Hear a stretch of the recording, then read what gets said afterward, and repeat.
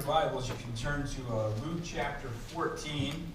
I have a bunch of other verses, but that's where we're going to mainly spend our time. But if you haven't, again, been here the last 2 weeks, we started a new sermon series called Not a Fan. And so the first week, again, we showed a video that went with the sermon series that kind of walked through the life of the guy.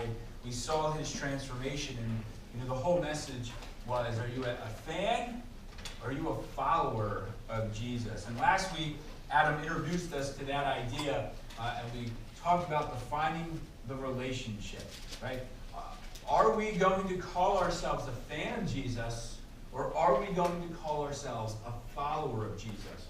And a fan is somebody that is not necessarily completely committed, likes the idea, but isn't always going to be there when things get tough. And a follower is somebody that is completely committed no matter what. No matter what the cost or the circumstance, that is somebody that's going to follow Christ, somebody that's going to do what his will is. And so this is, again, trying to be a challenging sermon series for all of us, because every week we want to keep asking this question: are we a fan or are we a follower? Where do you stand with Jesus Christ? Because, if we're just going to be fans of Jesus, you're in the end, you're nothing to Jesus. It really begs us to call this idea of what it means to truly be a follower. So again, if you have your Bibles, Luke 14 is where we'll spend most of it. But before I get to Luke 14, I'm actually going to walk us through 1 Samuel chapter 1 all the way through chapter 7. Okay, I'm just going to touch on some of the key points here as we go through. But in the beginning of 1 Samuel chapter 1, we have this guy who basically goes up to the temple every year to worship God. Now, the temple at this point is not actually the temple. It's still the tabernacle tent. As they wandered through it, they'd pack it up and they'd move it. And it's not in Jerusalem at this point. It's in Shiloh. Okay? And this guy has a wife, Hannah, and she doesn't have any kids.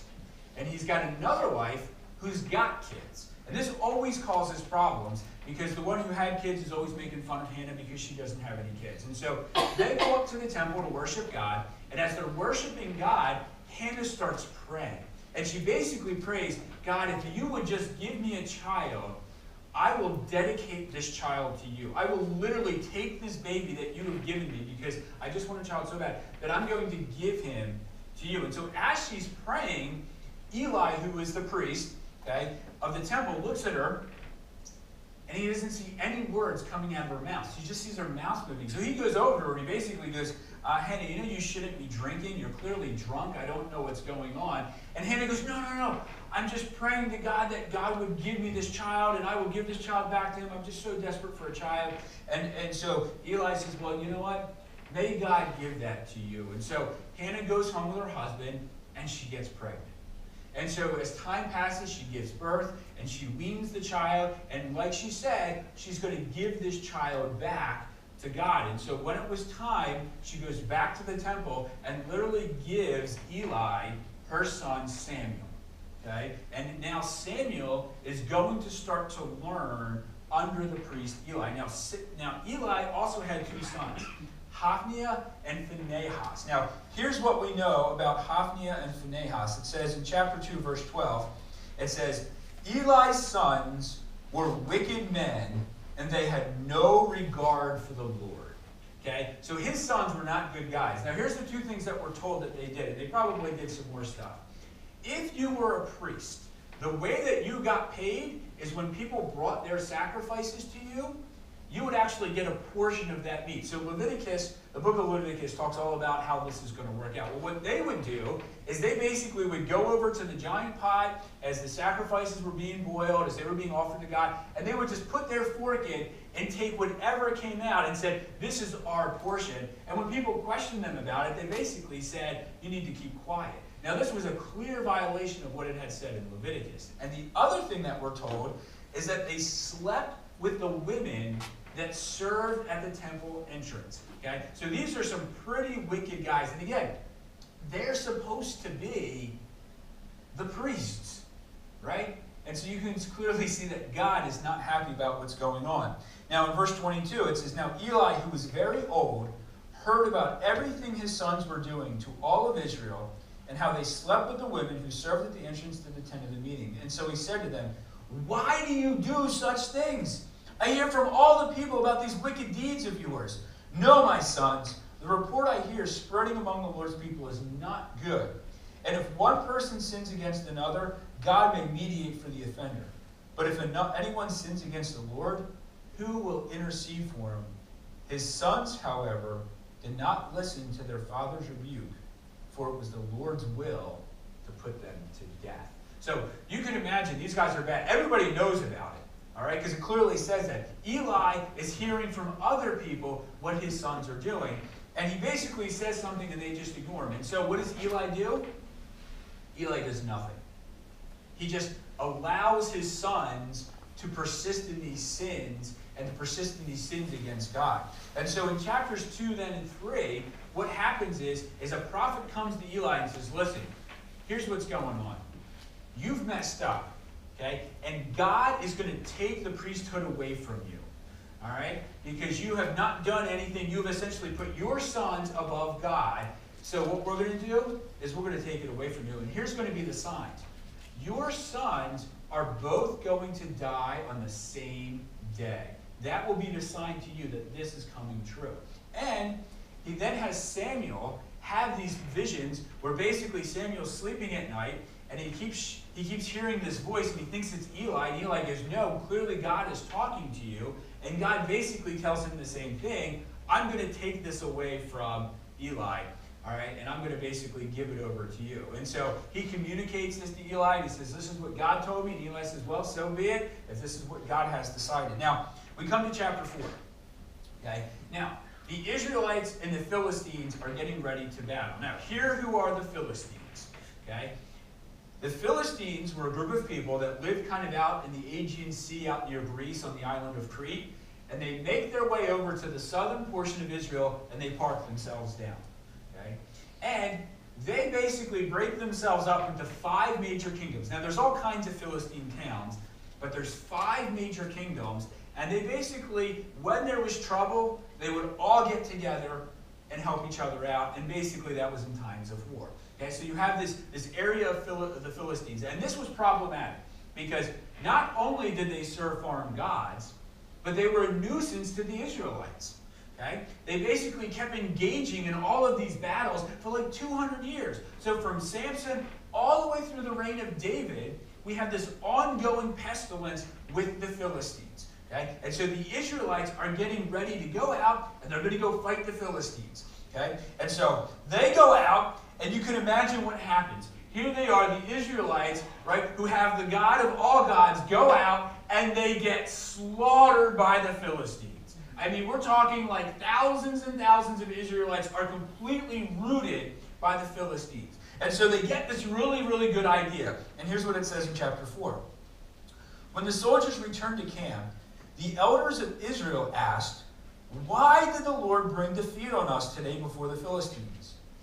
Let us bring the ark of the Lord's covenant from Shiloh, so that he may go with us and save us from the hands of our enemies." This was an often custom that you would take the Ark of the Covenant, which contained the commandments of God, and you would bring that out. Essentially, this is where like the presence of God was, and you would bring that out, and this would inspire the Israelites, and this would be God's Spirit going forward, right, to do this. So this basically was their good luck charm to defeat the Philistines. Now, here's the problem. You know who's leading the Ark? Hophni and Phinehas. Right? The 2 guys who God said, "I'm going to destroy these people," are now leading this procession of God. And so you can imagine what happens. They go out, and they get destroyed, and now, not only have they rooted more Israelites, but now they have captured the Ark of the Covenant. And you know what happens to Hophni and Phinehas? They're both killed on the very same day. And so somebody goes running all the way back, and they go back and they tell Eli, and they go, "Eli, your sons have both been killed." And Eli, sitting in his chair, leans back, falls back, breaks his neck, and dies. Just like God had said. And so now the priesthood is passed off to Samuel. All right? So, now, here's what's going on now. Now the Philistines have the ark. And so what do they do with it? They take the ark and they put it in their own temple where they worship Dagon. He's kind of this half man, half fish type creature. So they put the ark in there. The very next morning they come back and the statue of Dagon is literally face down, prostrate on the ground in front of the Ark of the Covenant. Okay? So they go, all right, this is kind of crazy. So they pick the statue back up, they put it back in its place, they go to bed, they come back the next morning, and you know what happens this time? Now the statue is face down in front of the Ark again, but its arms and legs and head is all broken off into pieces. Okay? Now, God's not done with them yet because they're not realizing the sign here of what they've done. So now God starts sending and starts plaguing the people with all kinds of tumors. And so now the people are getting sick. And so now all of these Philistine towns are like, listen, we got to get this thing out of here. So they literally start passing the ark to other towns. And every time they pass it, the same thing happens. And they're like, get this thing out of here. They just keep, I don't want it, I don't want it, I don't want it. They keep passing it off. Now, they finally get smart. Okay? Here's what it says in chapter 5. They're going to bring the ark, okay, all the way to Ekron. And it says, as the ark of God was entering Ekron, the people of Ekron cried out, they have brought the ark, the God of Israel, around us to kill us and our people. So they called together all of the rulers of the Philistines and said, send the ark of the God of Israel away. Let it go back to its own place, or it will kill us and our people. For death has filled the city with panic, and God's hand was heavy on it. So they realized, listen, we got to get this thing out of here. This is going to destroy us. But we just can't send the ark away. We have to send a guilt offering. So they make all these things out of gold. They put it on there. They put 2 cows in front, and they go, okay, here's what's going to happen. We're going to put this thing on the cart. We'll attach it to the cows, and we'll let this thing go. And if these cows start walking back to our areas, we'll know that this is just a coincidence. It just happened that we all got sick at the same time the ark was here. But if the ark goes back to the Israelites, then we will know that this was from God. And so they send the cows out with the ark, and sure enough, it heads back to the Israelites. The Philistines are rejoicing. Yes, we are out of this plague. We knew this was from the hand of God. The Israelites see the cow coming with the ark. They're rejoicing. Everyone is satisfied and everyone's excited at this point. Okay? And so now they take the ark and they basically move it back. They don't take it back to Shiloh. They move it back to another town called Kiriath-Jearim. And here's what it says in chapter 7. Okay? And I know this has been a bit of a story here, but this is going to mean something. Chapter 7, and now this is Samuel speaking. He is now the priest. He says, Then the ark remained at Kiriath-Jearim a long time, 20 years in all. Then all the people of Israel turned back to the Lord.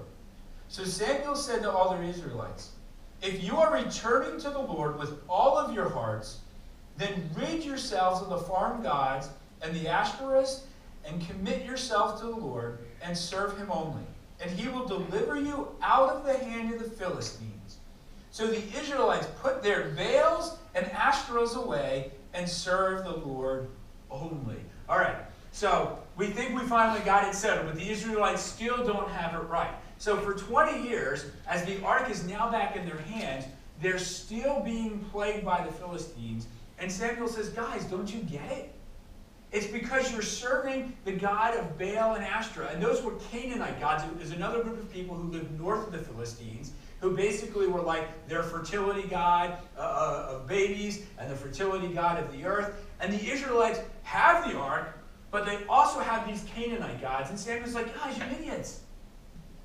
Get rid of those gods and serve God alone, and this problem will be taken care of. And so what do? They go, you're right, Samuel. Let's do that. So they get rid of all the Baal statues. They get rid of all the Asherah statues. They stop praying to them. They worship the God alone. And then they go out and fight the Philistines. And you know what happens? They finally win. Woo! Now, we hear that story, right? And we think, well, yeah, obviously. That's a no-brainer, right? How could you have the ark and have God and have these other gods and expect God to be on your side? See, God never said, I want you to worship me and worship someone else. He says, you worship me alone. But the Israelites refused to do that. And until they finally got rid of this and only worshiped this, that was the only way that God was going to fight for them, because God said, I am the only God. I'm calling you to me, not to this. Okay? So, again, to us it's very simple, right? It seems very black and white. I mean, how many of us have in our houses Asherah and Baal statues? I mean, I don't even know where you would buy them. It's not like I'd go to Walmart, right? They don't even exist. And so this is a hard concept for us to understand at times, right? Because it's easy for us to look at the Israelites and cast blame on them and go, boy, they were so foolish. I can't believe they just didn't worship God. Those problems would be taken care of. Well, let me put this more into context for us, okay? Let's go to Luke chapter 14, okay? I'm going to start reading out of verse 25, and I'm going to read through verse 34. Okay? Luke chapter 14, 25 to 34. And here's what it says. Large crowds were traveling with Jesus, and turning to them, he said, if anyone comes to me and does not hate his father and his mother, his wife and his children, his brother and his sister, yes, even his own life, he cannot be my disciple. And anyone who does not carry his cross and follow me cannot be my disciple. Suppose one of you wants to build a tower. Will he not first sit down and estimate the cost to see if he has enough money to complete it?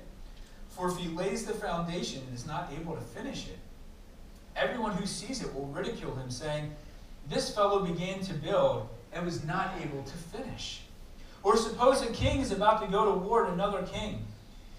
Will he not first sit down and consider whether he is able to win with 10,000 to oppose the one coming against him with 20,000? If he is not able to, he will send a delegation while the other is still a long way off and will ask for terms of peace. In the same way, any of you who does not give up everything, he cannot be my disciple.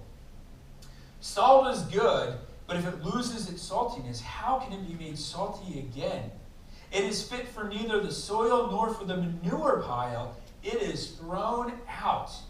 He who has ears to hear, let him hear. This is a challenging passage. What is God calling you to do to be a disciple? He says, listen, if you want to be my disciple, you're going to have to hate your own father and hate your own mother. You're going to have to hate your brother and sister. Matter of fact, you're going to have to hate yourself if you want to be my disciple. Now that's a challenging thing there. That really should cause us to say, well, wait a minute. Am I really willing to give up my family for following the sake of Christ? I mean, I love my parents. I love my brother. Do I want to give that up for following Christ? Because Christ says if you're not willing to, then you can't be my follower. Because if you're not going to be my follower, what do you become? You simply become a fan. Now, let me just unpack this so that way we better understand the context of what the Bible is getting at. First off, God doesn't want us actually to hate our mother and our father, okay? He's speaking metaphorically about this. Because we are told in Exodus 20, right, in the Ten Commandments, we're told to honor our father and mother. And we're also told in Matthew 5:22, it says, if anyone is angry with his brother, he is subject to judgment. See, even if we get angry with somebody, we are actually guilty of sin. So he's not really literally causing us to say, you should go out and actually hate your parents. He's not causing us to say to go out and actually hate the ones that you love. He's just trying to make a point. But here's the point that he's trying to make about discipleship. He's saying this. If you love your parents here, and you love me here, just won't do. If you love your parents who gave you life and have cared for you and provided for you and were the best parents in the world, and you honor them so much that you love them and you put them up here as where they should be, because that's what good parents should do, and we should honor that, right? We should elevate them, and then you put me here, that is unacceptable. See, what God is saying is this: I should be here and everything else needs to be somewhere down here. There is nothing that should ever be elevated to the position of God. Even my own spouse should never be like this with God.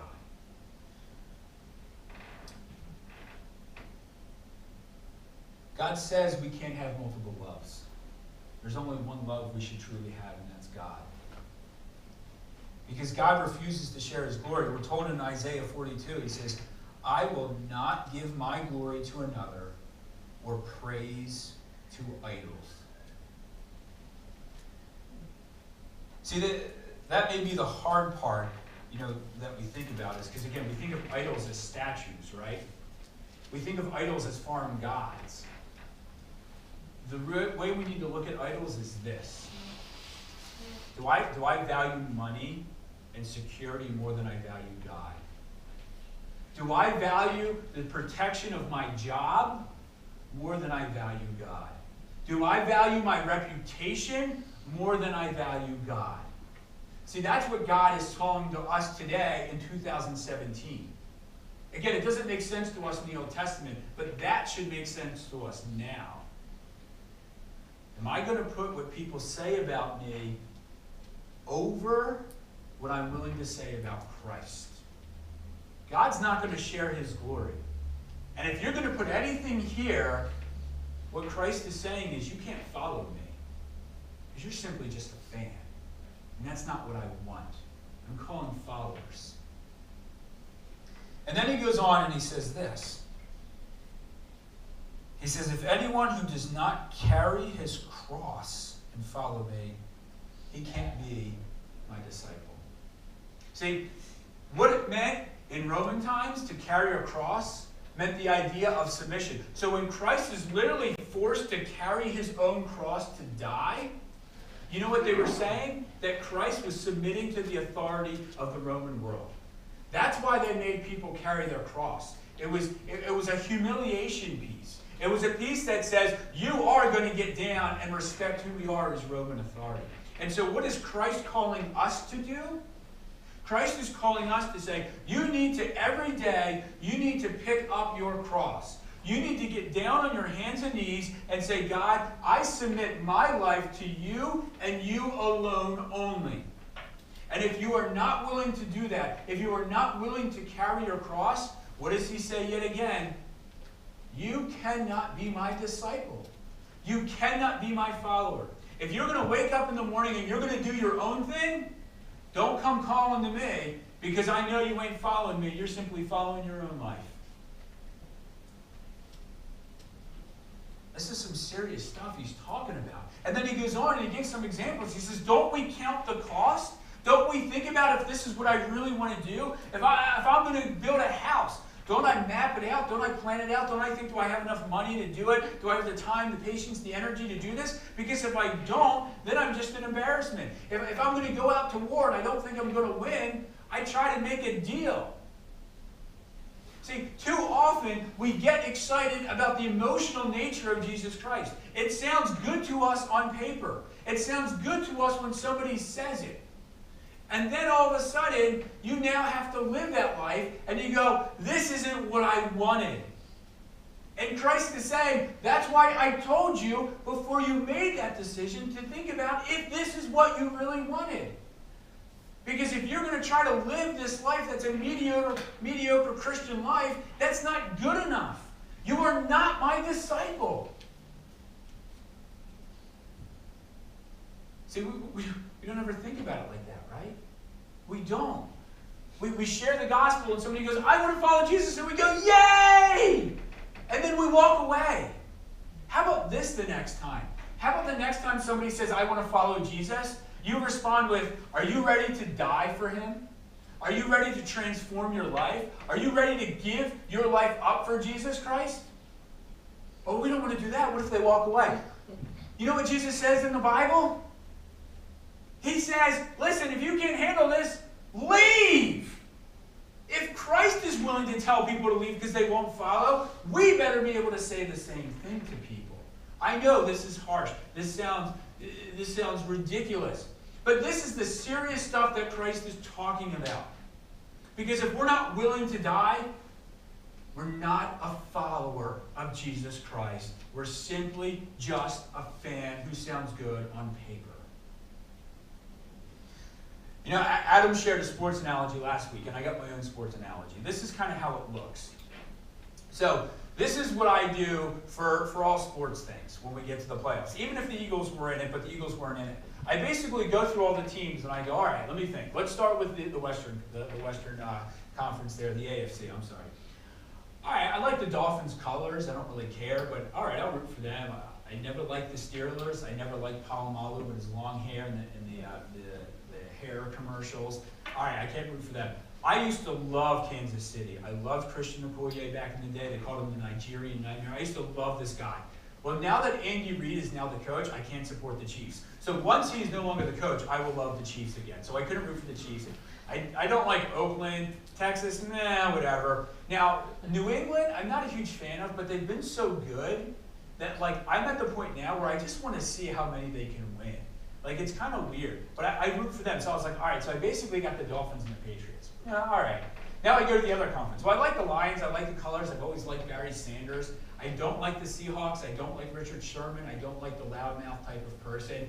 The Falcons, it's a new team. I can root for them. I like Julio Jones. All right. The Giants, I think Eli's a fraud. He should not get into the Hall of Fame. I hope he doesn't. All right. Green Bay, I like Green Bay. I like Aaron Rodgers. Yeah, John. Right? And then Dallas. Yeah, see, it inspires him. So here's what happens last year, right? The playoffs are on.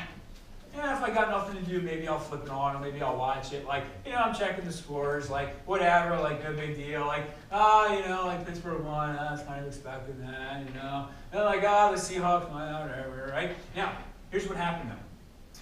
Green Bay beats the Giants, right? And now it's Green Bay against Dallas. And now I'm all excited, because now Green Bay is my team. And I hate Dallas. I hate the whole, like, Ezekiel Elliott, the press goes, the two really good rookies, it's America's team. I hate that. I hate all of that. And you know what I do? I'm going to tape this game. And I'm going to watch it so that way when my kids are in bed, I can enjoy it. And I'm not going to check my phone. I'm not going to check the scores. And you know what? I didn't check my phone because I wanted to find out what happened. I was rooting for Green Bay. And so I'm watching this thing. And if you didn't see it last year, it was a great game. It was an awesome game. But I am watching this thing, and my heart is beating. I'm like, back and forth, back and forth. I'm like, I can't believe this. I hate Dallas. I hope Green Bay wins. I hope Green Bay wins. Right? And then at the very end, Green Bay wins. I'm like, yeah! Right? Now, here's the thing. There's a huge difference between the way I followed the playoffs last year with all of those other teams versus the way that I followed that one single game. And you know why? Because it's about this. Is Christ my one and only, or is Christ simply one of just many? See, when I watched that Packers game, that was the only team that mattered to me. I didn't even think about the Eagles. When I had all the other games on, there's lots of other teams. Right?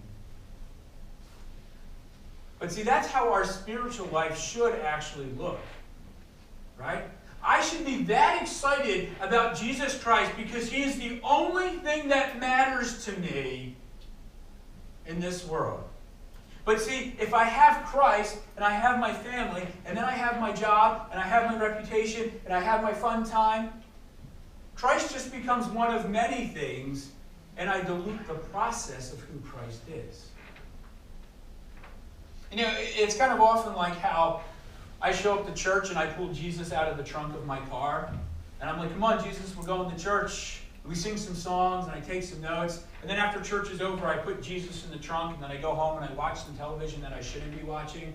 And then my buddies call and go, yo, we're going to go out. We're going out to the bar tonight. Come on. I'm like, great. And so I go out, and as we're getting there, this lady is on the side of the road. Her car broke down. There's a flat tire, and she's got these little kids. I'm like, guys, we got to stop. I'm like, come on, Jesus, get out of the trunk. And so me and Jesus get out of the trunk, and we're like helping this old lady. And everybody's like, wow, that was really nice. I'm like, yeah, being a follower of Jesus, I just want to love him. And then I'm like, Jesus, what are you doing in the front seat? Get back in the trunk, right? And then I go into the bar, and I'm just getting sloppy-faced drunk, and I'm throwing out all kinds of things, right? See, that's what we do with Jesus. Jesus is a piece of who we are. We compartmentalize who Jesus is. When Jesus should be our overarching love of our life that motivates and stimulates everything that I do. But again, too often we don't live that way.